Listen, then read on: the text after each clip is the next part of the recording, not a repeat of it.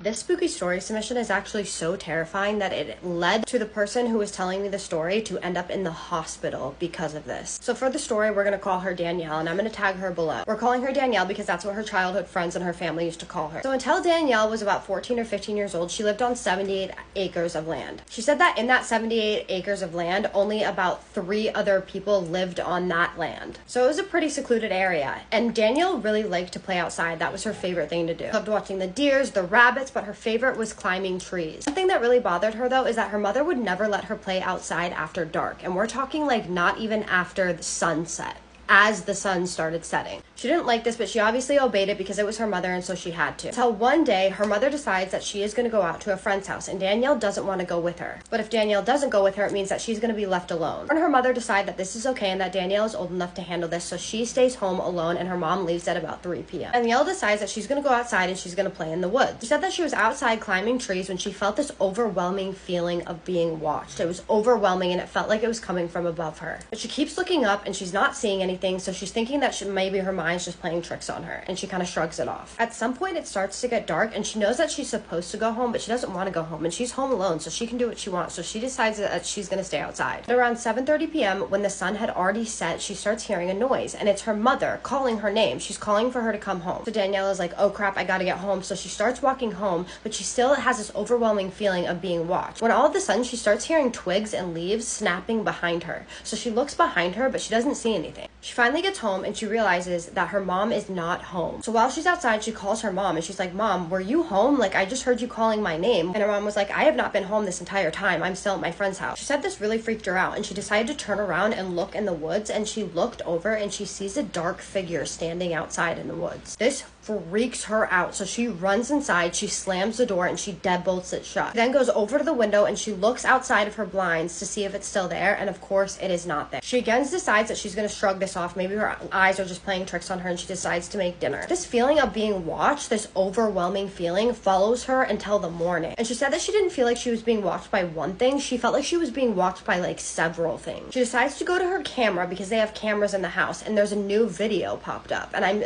assuming that they were motion censored. It didn't say in the email, but she did say that there was a new video, so she looks at it and she doesn't see anything, but she hears this tapping sound on their front door. It's important to note right now that their front door is a big metal door that her mom had put in when they very first moved in. Nothing is on the camera. She cannot see anything, so she decides that she's going to go outside and she's going to look at the door. Outside on the door, there are huge claw marks on this metal big door. She said that she then realized that this could not have been an animal, because if it was an animal, number one, why is it trying to get into her house? And number two, how could it make these claw marks on this big metal door her mom had installed? So this really freaked her out. So I think her way of just coping with things was just shrugging it off. So she does just that, and she goes out in the woods again, and around 7:50 p.m. she's playing in the tree, climbing it again, and she gets that overwhelming feeling again. This feeling again is feeling like it's coming from above. So she decides to look above her again, and what she saw was terrifying. She said that she looked up, and when she looked up, she saw the most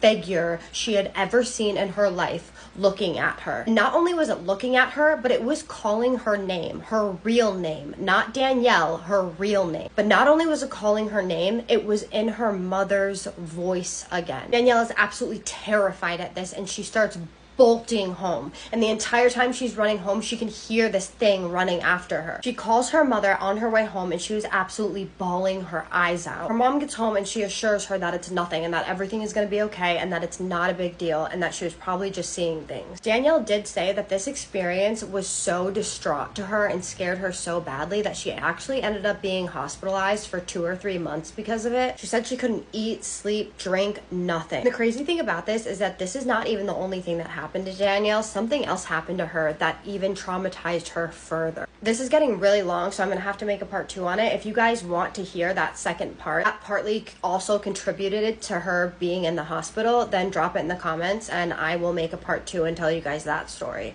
That story is even scarier. So what do you guys think of this? What do you guys think this was? Like, this terrified her so much that she's still in therapy to this day. And the second thing that happened to her definitely didn't help at all. So drop in the comments for part 2. Also, if you guys have anything to say to her or anything to like help her feel better, please also drop that in the comments. She could use all the love and support that she could get right now. She is going to see it. I am going to tag her. Thank you so much for your submission, Danielle. And thank you for letting me tag you. You are the first person that has let me tag you, so I appreciate that. And if you guys want to send me your true scary stories, then there's an email in my bio. Just go ahead and email me there, and I will come on here and I will tell your story. You do not have to be tagged if you do not want to. My name is Kaisa. I tell you scary stories that are true every single night. So if you like that, then hit that follow button, engage from the bottom up, and I will see you guys in the next one. Thank you so much and have a spooky night.